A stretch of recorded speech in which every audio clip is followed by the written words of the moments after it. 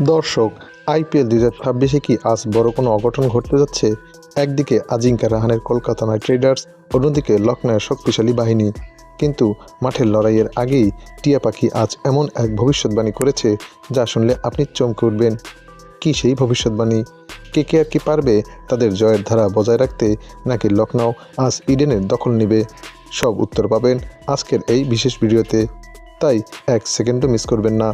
Kolkata night Riders বরাবরই Eden গার্ডেন্সে অপ্রতিরোধ্য। 2026 মৌসুমে তাদের ব্যাটিং অর্ডারের গভীরতা যে কোনো দলের জন্য দুশ্চিন্তার কারণ। বিশেষ করে মিডল অর্ডারে রিঙ্কু সিংয়ের ফিনিশিং টাচ এবং ওপেনিংয়ে ফিল সল্টের ঝড়ো ব্যাটিংয়ে কেকেআরকে এক অন্যান্য উচ্চতায় নিয়ে যেতে পারে। এছাড়া সুনীল নারিনের মিস্ট্রি স্পিন তো আছেই। ইডেনের পিচ সাধারণত স্পিন সহায়ক, যা নারিন এবং বরুণ চক্রবর্তীর জন্য বিশাল প্লাস পয়েন্ট।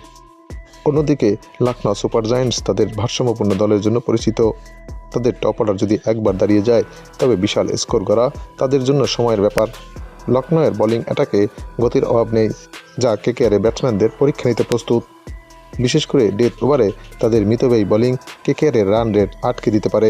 এদিকে সাম্প্রতিক পারফরমেন্স বিবেচনায় দুই দলের মধ্যে লখনউ সুপার জায়ান্টস কিছুটা হলেও এগিয়ে আছে।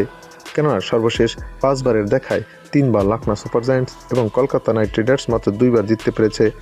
তাছাড়া পয়েন্ট টেবিলও বিশাল ফারাক দেখা যাচ্ছে। লখনউ সুপার জায়ান্টস 2 ম্যাচের মধ্যে একটিতে জয়লাভ করে 2 পয়েন্ট নিয়ে পয়েন্ট টেবিলে 7 নম্বর অবস্থান করছে। অপরদিকে কলকাতা নাইট রাইডার্স 3টি ম্যাচের মধ্যে 2টিতে হেরে 1 পয়েন্ট নিয়ে পয়েন্ট টেবিলে 9 নম্বর অবস্থান করছে। তাই তো এই ম্যাচটি নিয়ে কলকাতা নাইট রাইডার্স অনেকটাই চাপে থাকবে। এদিকে এই দুই দলের ফলাফল নিয়ে ক্রিকেট ভক্তদের মাঝে দেখা দিয়েছে তুমুল উত্তেজনা। যদিও খেলার একদিন আগেই এই ম্যাচের ফলাফল নিয়ে ভবিষ্যৎবাণী করল জ্যোতিষী টিয়া। টিয়াটির সামনে দুই দলের পতাকা সম্বলিত খাম রাখা হলে টিয়াটি কিছুক্ষণ অপেক্ষা করে লখনউ সুপার জায়ান্টসের পতাকা সম্বলিত খামটি তুলে নেয়। তাই বলাই যায়, টিয়ার ভবিষ্যৎবাণী যদি সত্যি হয়, তবে লখনউ সুপার জায়ান্টস জিততে চলেছে কলকাতা নাইট রাইডার্সের বিপক্ষে। তবে ক্রিকেট গৌরবময় অনিশ্চয়তার খেলা, যে কোনো দলই এই ম্যাচে ভালো করার সম্ভাবনা থাকবে। সবশেষে বলাই যায়, কাগজে কলমে কেকেআর কিছুটা এগিয়ে থাকলেও মাঠের লড়াইয়ে লখনউকে ছোট করে দেখার কোনো উপায় নেই। বিশেষ করে বাংলাদেশ এবং প্রবাসী ভাইরা যারা লখনউ বা কেকেআরকে সমর্থন করছেন, আপনাদের কি মনে হয় টিয়ার ভবিষ্যৎবাণী কি আজ সত্যি হবে, নাকি মাঠের সমীকরণ বদলে যাবে?